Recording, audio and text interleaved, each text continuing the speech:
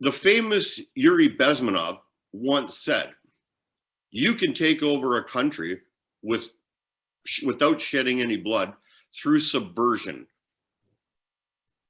Can you describe from your understanding how subversion works in a country? Oh, absolutely. Absolutely. And I'm going to preface my studies with Sun Tzu and Musashi, if I may. Yeah. To take over a country or a culture, what it is important to do is to infiltrate that and find out who the leaders are and put yourself in their good graces and ever so subtly manipulate their ideals to fall into your needs by using their perspective. And in that way, you get people to start, yeah, I understand what the boss is saying, but the manager is interpreting, and therefore, if we do what the manager says, we'll essentially be doing what the boss says. I mean, I'm making light of this, but this is essentially how subversion goes, okay? I mean, to go in there, you know, like with hammers and start breaking down statues, okay, is not the way to do it. It is so simple to take over a culture that it's almost shameful that the supposed leaders of many, many Western groups feel that violence in any form is a requirement. It's not. It's not, because people will generally do what you tell them to do if you give them cookies and milk. Now, I mean, I don't want to sound,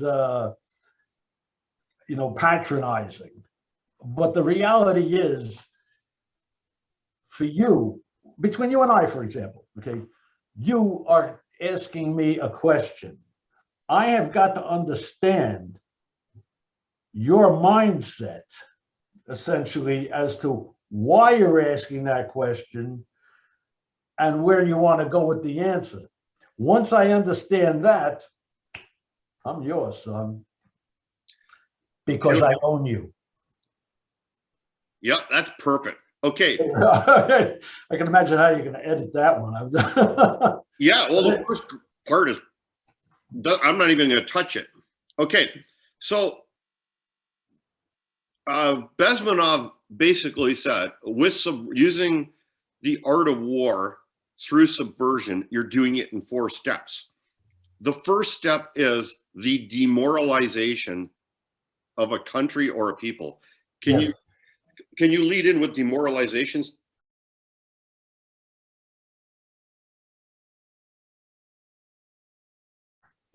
Stephen, use that first. Yeah, demoralization is a very, very important tool to understand the value of and the usage of. It's not just something you throw out and say, hey, man, make them do this and they'll follow and they'll be scared.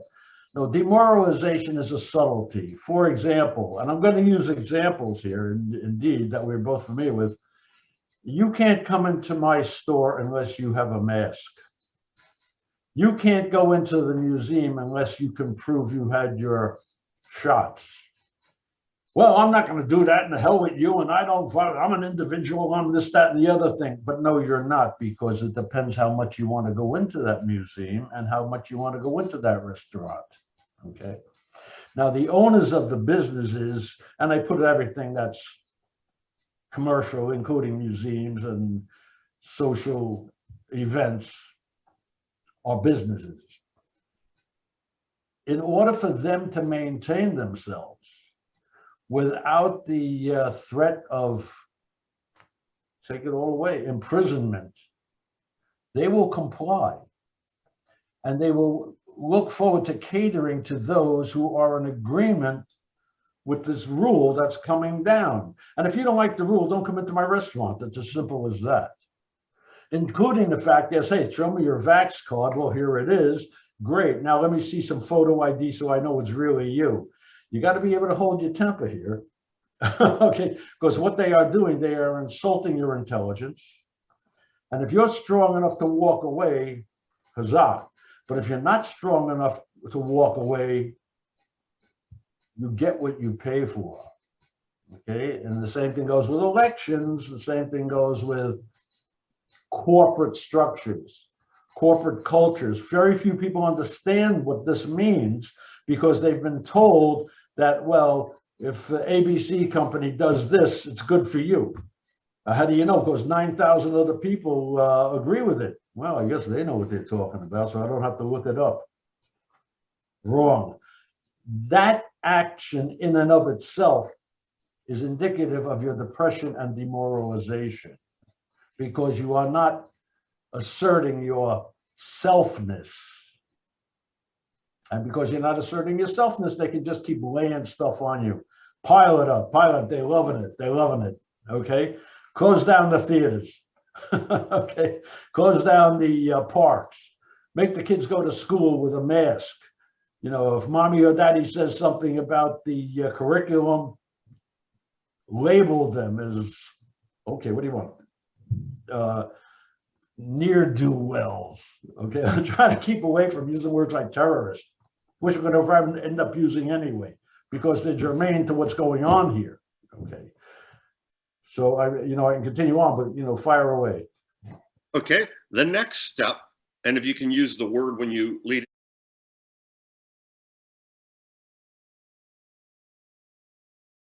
into it, Stephen, is destabilization. Destabilization is necessary for you to use en masse if you're looking to create divisiveness and disharmony among the citizenry.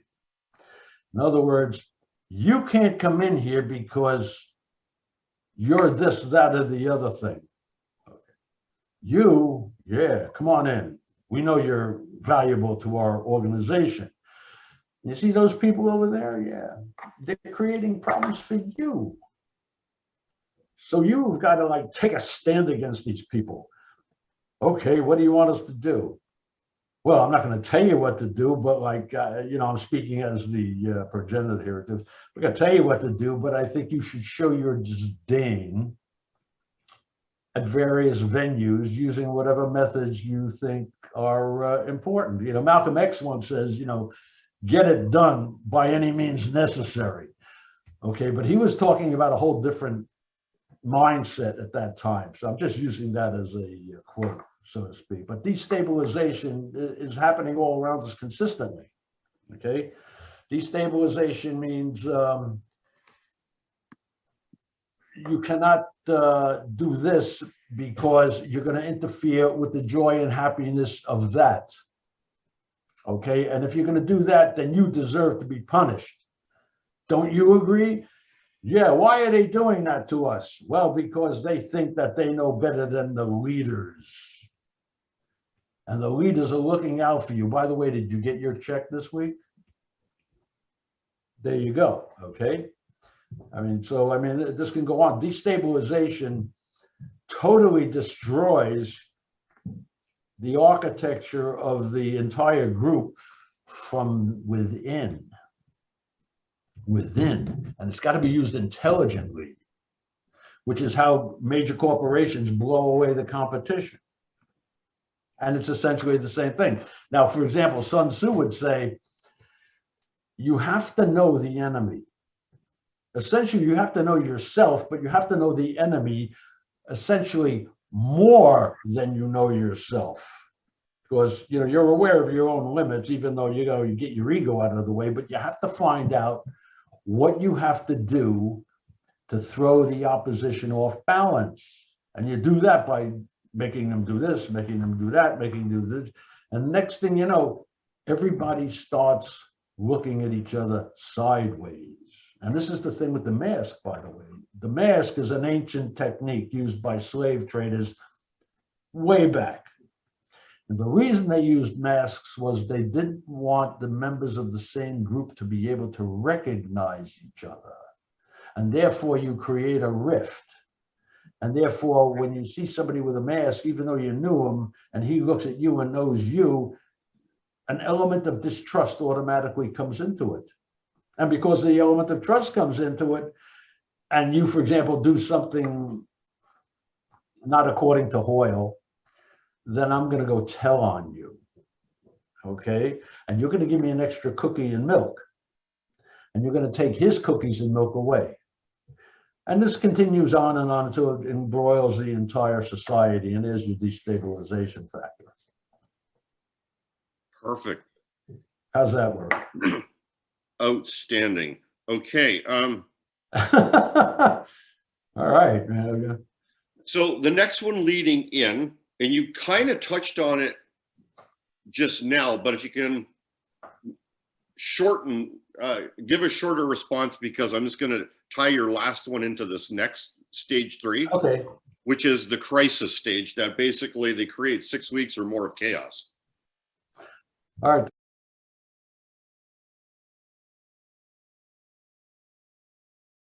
The crisis stage is an extension of the destabilization, because now they're using fear factors.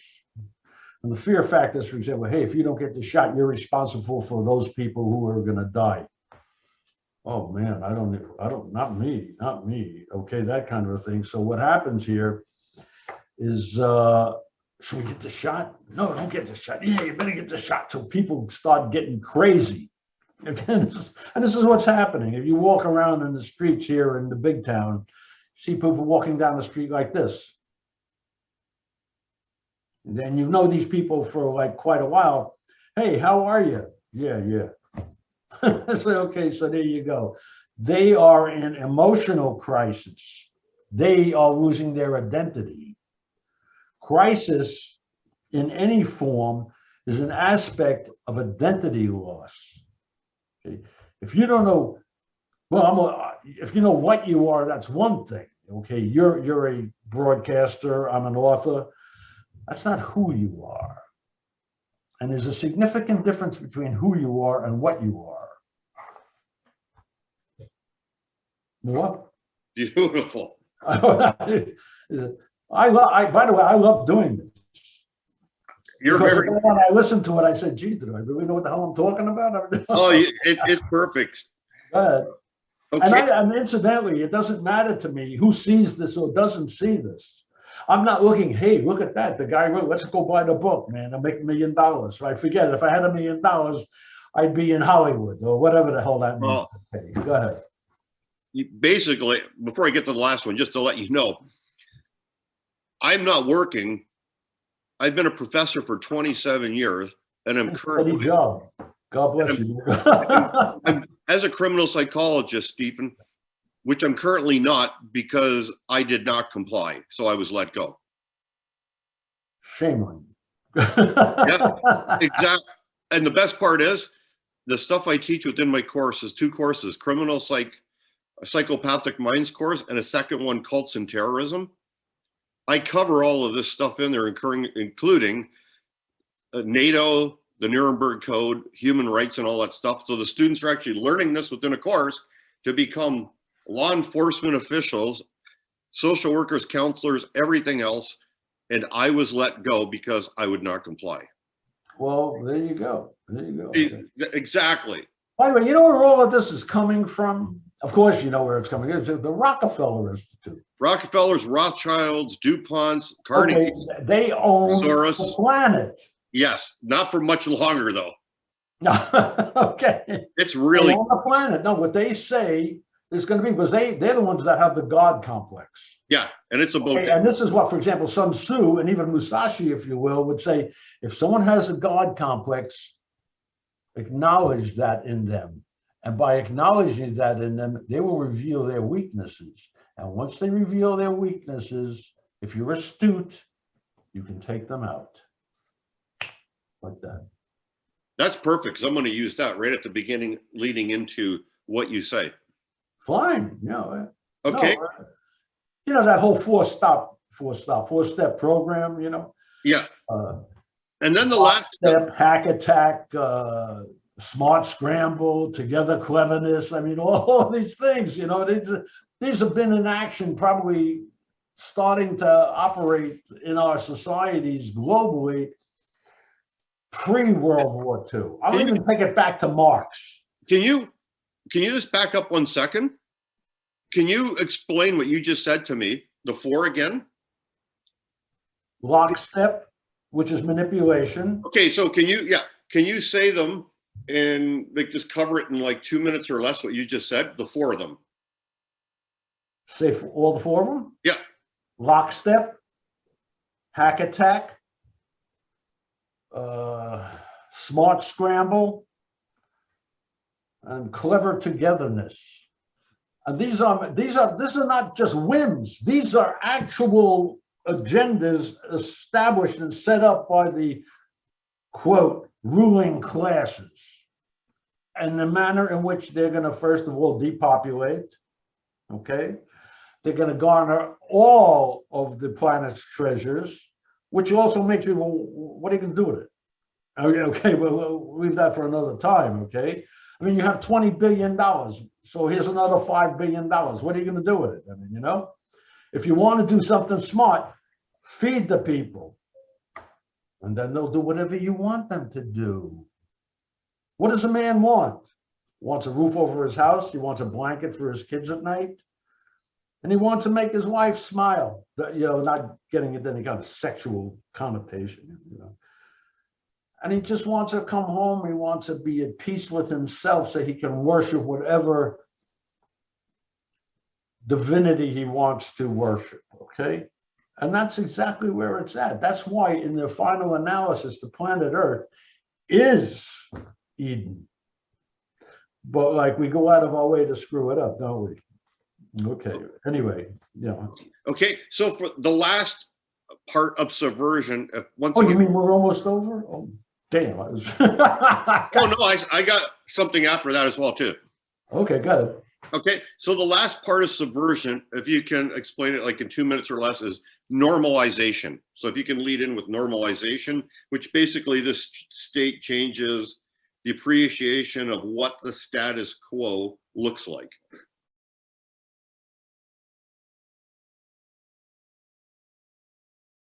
According to Bezmenov.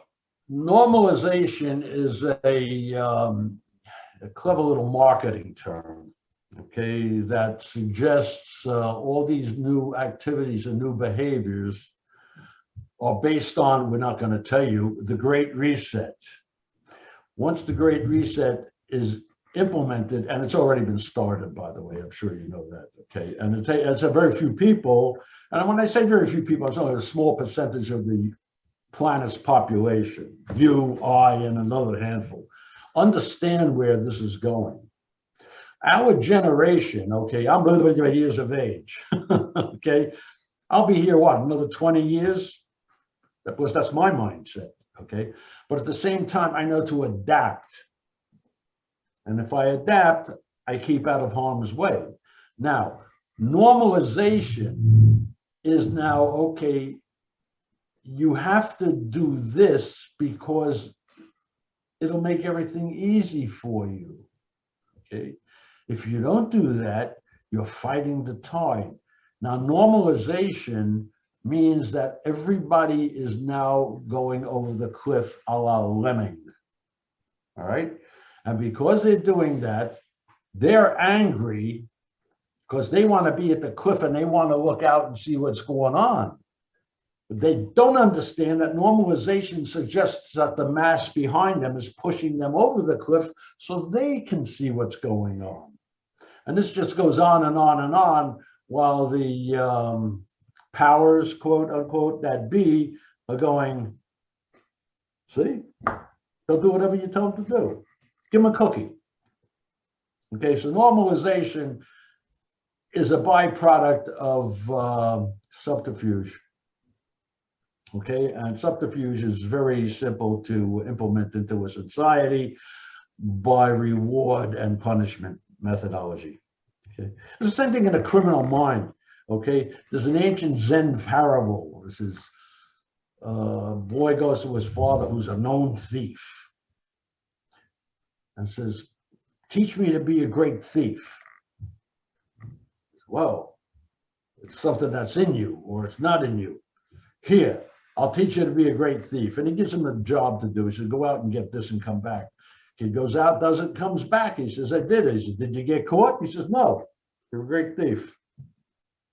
Oh, so now the compliment coming from a source of acknowledgement that you will respect to the extent you respect it is now told you it's okay to do what you want to do.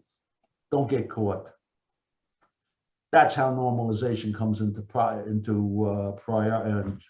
that's how normalization becomes an aspect of society, which where they're saying like this is the new normal.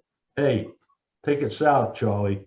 Okay, it may be your new normal. I know that my generation goes in another 10 or 12 years. The next generation after mine will still have a little taste of what my generation was.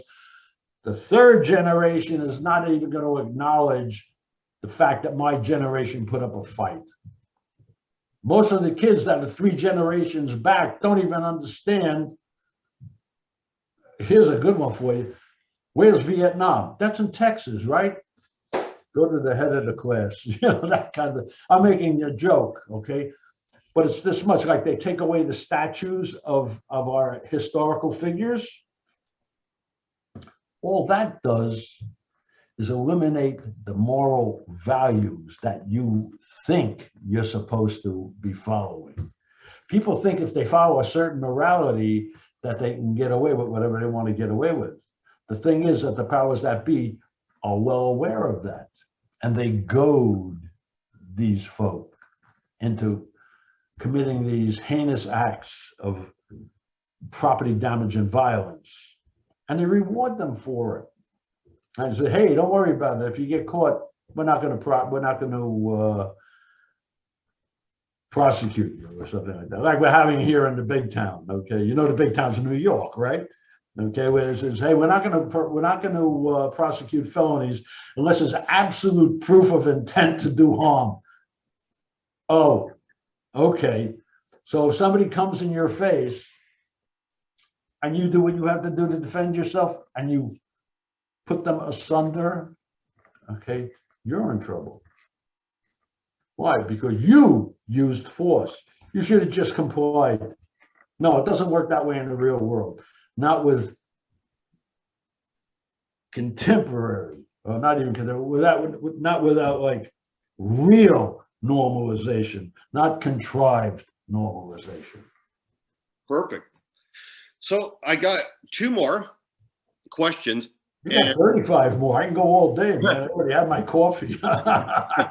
I put my little guy in the other room. But you know, I says, go in the other room. You know, I got a parrot. You know, I says, go. Don't be screaming when I'm working here. You know, the guy. Well, go ahead. So for the next one, if you can, this is going to be,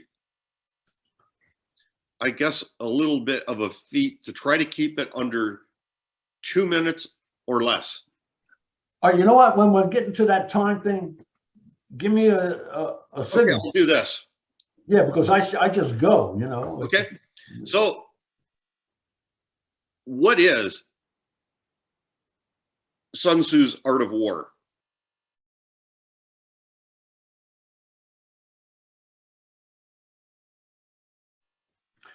Sun Tzu's Art of War is a very, very interesting book.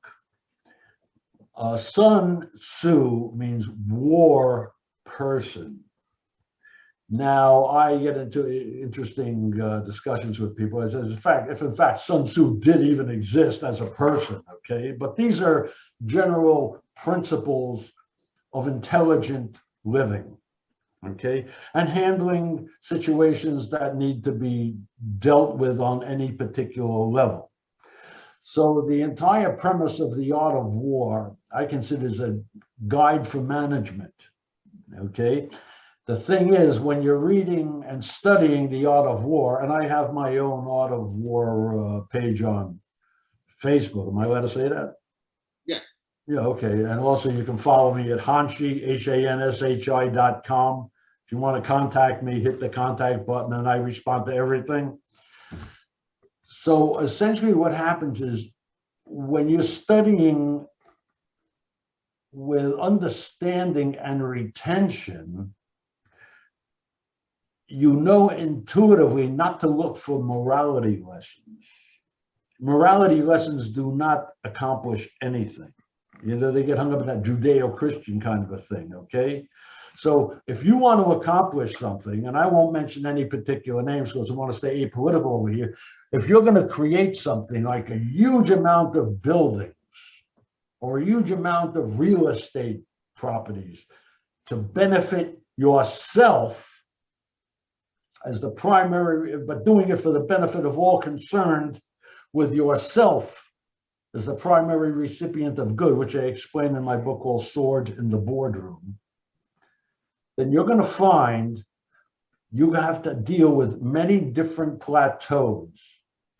For example, you have to deal with unions, you have to deal with labor organizations, you have to deal with politics, you got to deal with the mafia, you got to deal with the government and all kinds of things like that. And to get these things done is an amazing accomplishment, okay?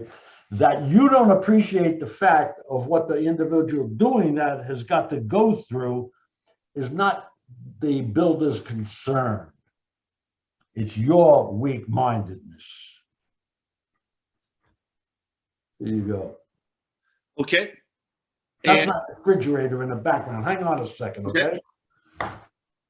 Hey, you're living in the big town, right? Okay, hold on.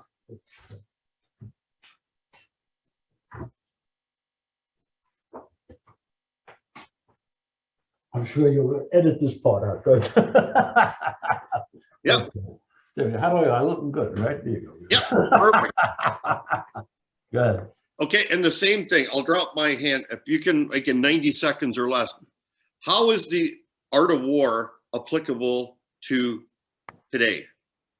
The art of war is very essential to understand.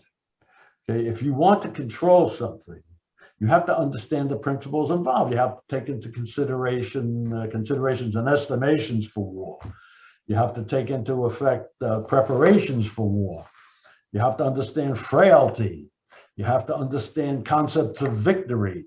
You have to study those in the past, you know, and you have to understand that those closest to you are the ones that may turn against you.